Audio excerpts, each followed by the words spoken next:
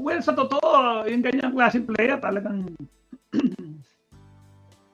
regardless na kung gaano ka pagaling, kung wala kang palabra de uno, mahirap pagkatiwalaan yan eh. Pero not in our country. Dito kahit ano sama.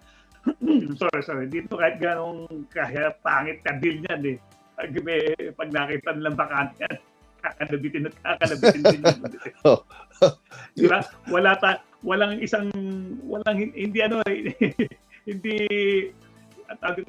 hindi one line yung mga ano rito eh. Na pag lahat tayo, wag nang kukunin yan. One page. One page, di ba? Makita mo, nakipag-negotiate sa kabila. Ganoon talaga ang buhay dito sa Pilipinas. Alam mo ang storya niyan? Ako, sa ano lang ito conspiracy theory parang ano to, haka-haka ko lang naman to. Kasi yan, na-terminate ang contract niya, sa tagal din makipag-usap niya sa token text. Diba? Tagal, through his agent. Alam mo naman, lalo na pag ang agent mo, based sa States, foreign agent. Sino ba agent niya? Charlie D? Meron pang foreign yan eh. Meron pang yung mahawak dyan, katulad nung mahawak di ba, group of ano yan eh, yung mahawak kay Soto na parang ganun magkakaan yan eh.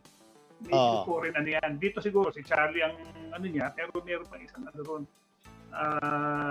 Isa pang malaking talagang company na mahawak dyan. Ngayon, na-terminate yan. Pero the rights still belong to token text. Diba?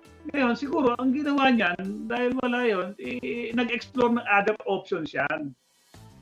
Tingnan mo, kung hindi tingnan mo itong ito, explore tayo rito, may kinuha ka ng strong group, o baka dito pa sa ilang bansa, kinukuha ka. Nakipag-usap. Okay, sana man lang, hindi siya nag-commit. Okay?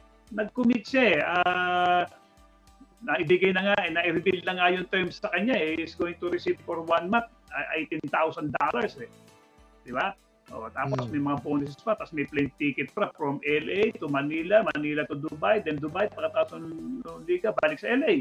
Yun pa Tapos accommodation, 5-star hotel, so ever, food allowances, maliliit na yun. Okay, kayang-kaya na yun. So, naihain na yung di ba? Naihain na yung mga matatanggap niya ngayon nag-commit siya all of a sudden, di ba? Bumalik yata dito kasi siguro nagkaroon ng change of heart, pumunta rito. Pangit naman yun kasi tayo mga Pilipino meron tayong palabra de honor di ba? Tapos hindi naman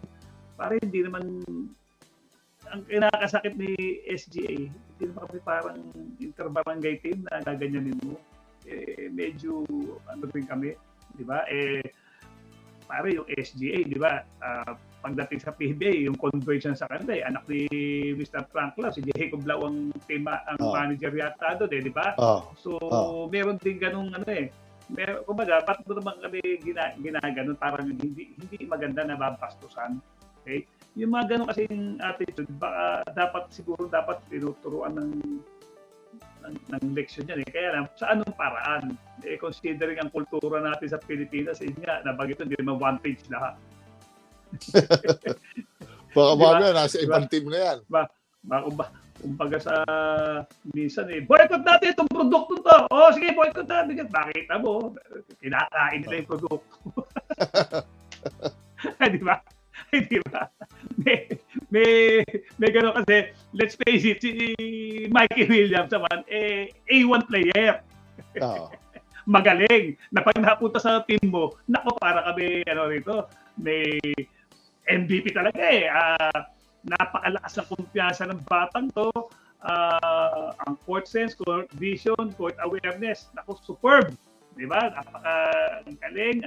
6'2" for his height, point guard, 6'2". Mataas-taas to, maayos-ayos to, di ba? So, asset siya sa saan man siya mapuntantin.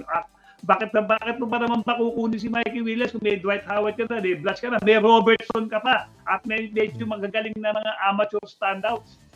Bakit mo ba kinukuha yung Mikey Williams? Magaling kasi.